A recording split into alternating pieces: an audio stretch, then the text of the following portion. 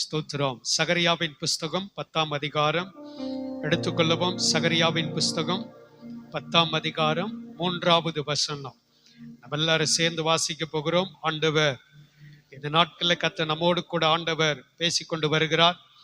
அவருடைய இரத்தத்தை சிந்தி சம்பாதித்த சபை. ஸ்தோத்திரம். சபை என்பது நீங்கள் தேவனுடைய ஆலயம் என்று சொன்னார். நம்முடைய குடும்பம் தேவனுடைய ஆலயம் என்று சொன்னார்.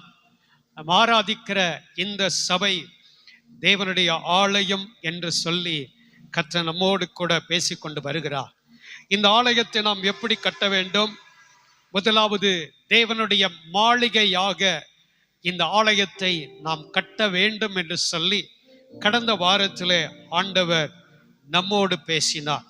தொடர்ந்து ஆண்டவர் இந்த காலை நேரத்திலே நம்மோடு கூட இடைப்படுவாராக. சகரியாவின் புஸ்தகம் 10ஆம் அதிகாரம் 3வது வசனம் சேர்ந்து வாசிப்போம். சகரியாவின் புஸ்தகம் 10ஆம் அதிகாரம் 3வது வசனம் வாசிப்போமா? மெய்ப்பருக்கு விரோதமாக என் கோபம் மூண்டது, கடாக்களை தண்டித்தேன். சேனைகளின் கர்த்தர் யூத வம்சத்தாராகிய தமது மந்தையை விசாரித்து அவர்களை யுத்தத்திலே தமது சிறந்த குதிரையாக நிறுத்துவார். கர்த்தருடைய பரிசுத்த நாமத்திற்கு மகிமை உண்டாவதாக. தேவனுடைய சபையை நாம் எப்படி கட்டி எழுப்ப வேண்டும்? ஆண்டவர் இன்றைக்கு நம்மோடு கூட பேசுவாராக. தேவனுடைய சேனையாக நாம் தேவனுடைய சபையை கட்ட வேண்டும்.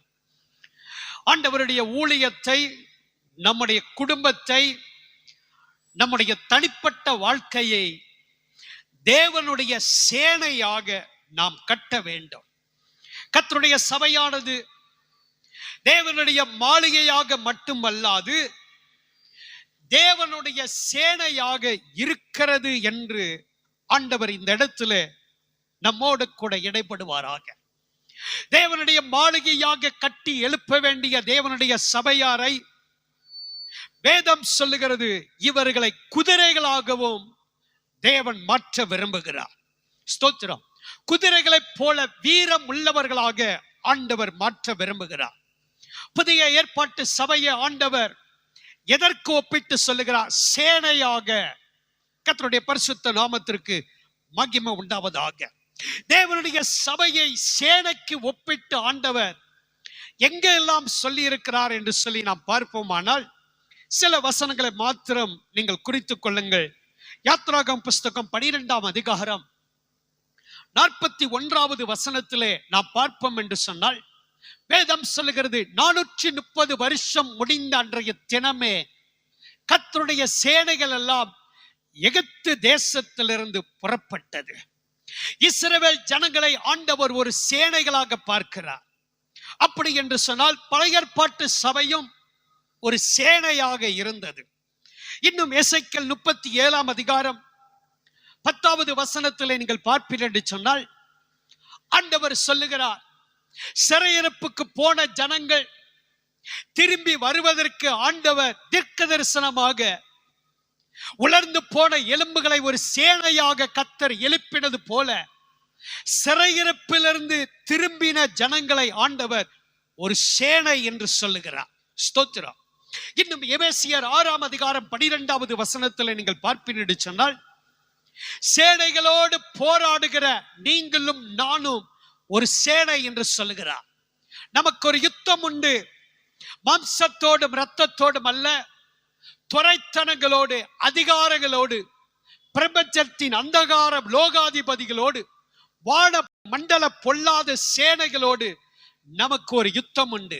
அப்ப யுத்தம் செய்கிற நாம் யார்? நாமும் சேனைகள் என்று ஆண்டவர் சொல்லுகிறார். ஸ்தோத்திரம். 2 தீமோத்தேயு 2ஆம் அதிகாரம் 3வது வசனத்திலே நீங்கள் பார்ப்பீர்கள் சொன்னால் அங்கு ஆண்டவர் சொல்லுகிறார், தனிப்பட்ட நம்முடைய வாழ்க்கையை சீஷனாக மாறும்போது நான் ஒரு சேனையாக எழும்புவேன்.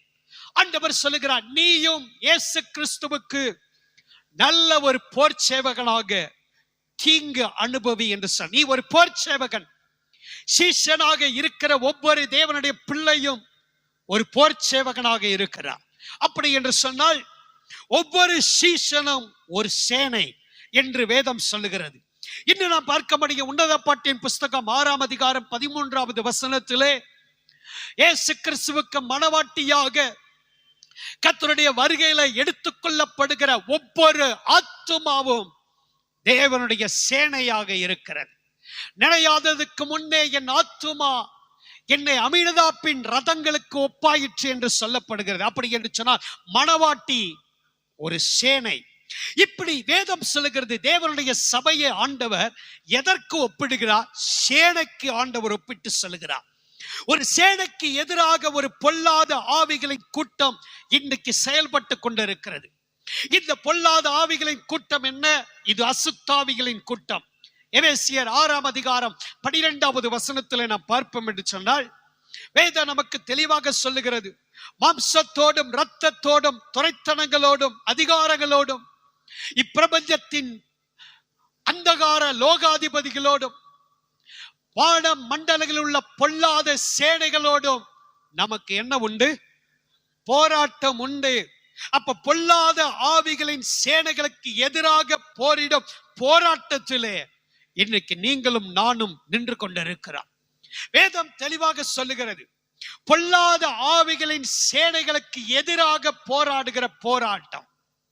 எதிராக என்ற வார்த்தை ஆங்கில வேதாகமத்தில் நீங்கள் பார்ப்பீங்க சொன்னால் 6 முறை எழுதப்பட்டு இருக்கிறது. தமிழ் வேதாகமத்திலே எபேசியர் 6ஆம் அதிகாரம் 11வது வசனத்திலையும் 13வது வசனத்திலையும் நீங்கள் பார்ப்பீங்க சொன்னால் பிசாசின் தந்திரங்களோடு எதிர்த்து நிற்க, இந்த எதிர்த்து நிற்க என்ற வார்த்தை 2 முறை மட்டும்தான் எழுதப்பட்டு இருக்கிறது. 13வது வசனத்திலையும் நாம் பார்க்க முடியும். அவைகளை நீங்கள் எதிர்க்கவும்.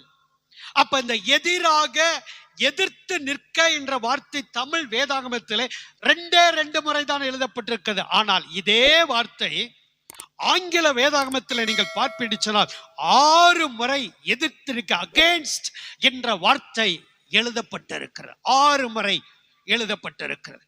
இன்னைக்கு கர்த்தருடைய சபையில் உண்மையான விசுவாசிகளாக ஜீவிக்கிற ஒவ்வொருவருக்கும் அசுத்த ஆவிகளோடு சாத்தானின் சேனைகளோடு என்ன உண்டு? போராட்டம் உண்டு, எதிர்ப்புகள் உண்டு.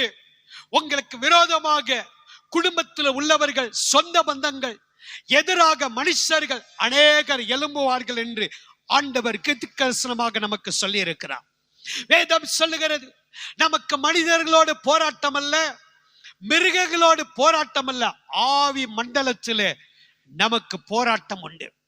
3 படை நமக்கு விரோதமாக எழும்புகிறதா. முதலாவது தரைப்படை. தரைப்படையாக இப்பிரபஞ்சத்தின் லோகாதிபதி, ஸ்தோத்திரம், உலகத்துக்குள்ளே சுற்றி திரிகிற பிசாசின் ஆவிகள் கூட்டம். 2வது ஆகாயப்படை, வான மண்டலத்துள்ள பொல்லாத சேனைகள். 3வது கடற்படை, துரைத்தனங்கள், அதிகாரங்கள், நம்முடைய கண்ணுக்கு தெரியாது. இப்படி 3 மண்டலங்கள் மூலமாக நமக்கு போராட்டம் உண்டு. ஸ்தோத்திரம்.